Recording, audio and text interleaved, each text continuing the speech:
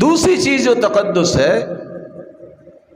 جس طرح اللہ کی ذات ہے، اللہ کی صفات ہیں، صفات میں سے اللہ کی صفت کلام ہے، یہ قرآن مجید بھی اللہ کی صفت ہے، یہ اللہ کی حقیقی کلام ہے۔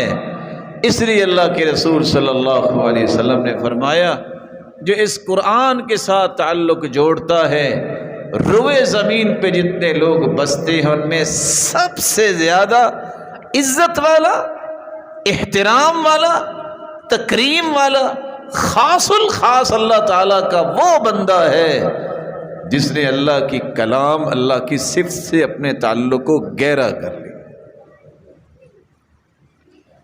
قیامت کا دن بھی ہوگا، اللہ تعالیٰ سارے قرآن پڑھنے والوں کو، حافظوں اور قاریوں کو نکال لیں گے، مخلوق سے کہیں گے آپ خاکی لوگوں میں نہ کھڑے ہو، آ جاؤ، آج آپ نے کھڑے ہونا ہے تو جبریل کے ساتھ کھڑے ہونا ہے، کیونکہ یہ معمولی لوگ ہوتے نہیں۔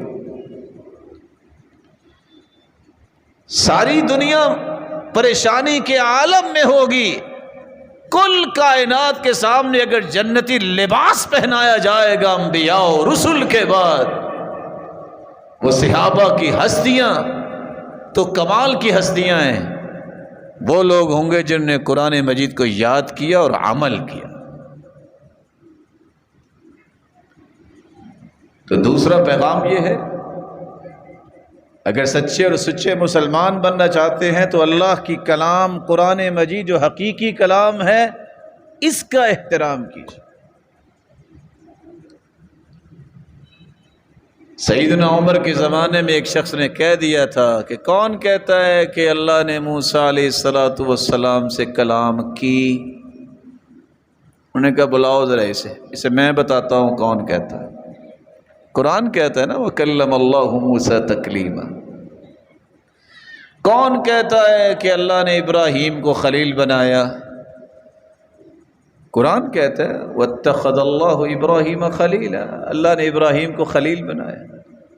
تو سیدنا عمر نے پیغام بھیج دیا اور ایک ڈنٹل تیار کر لیا، آتے اس سے پوچھا تم کہتے ہو کہ اللہ نے کلام نہیں کی، تم کہتے ہو کہ ابراہیم خلیل اللہ نہیں ہے؟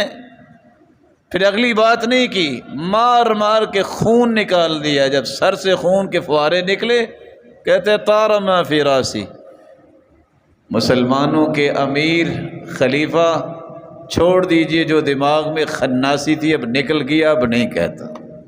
علاج یہی، یہ حریت کا نام لے کر آوارگی فکر، یہ آوارہ سوچیں، ان کا حل یہ ہے کہ حکومت وقت ان کو عبرتناک سزائیں دے، کوئی اور شخص قانون کو اپنے ہاتھ میں نہ لے۔ خالد القسری جو گورنر تھے، جب ان کو پتہ چلا کہ فلاں شخص نے اس طرح انکار کیا ہے، اس کو لا کے باندھ دیا اور عید کے دن ذبح کر دیا کہ جاؤ اپنی اپنی قربانیاں کرو، آج میں جاد بن درہم کی قربانی کروں گا، اور چھری پھیر دی اس کے گلے پہ کہ یہ شخص زمین پہ نظر نہیں آنا چاہیے جو رب کو نہیں مانتا، جو رب کی صفات کا ہی انکار کرتا ہے۔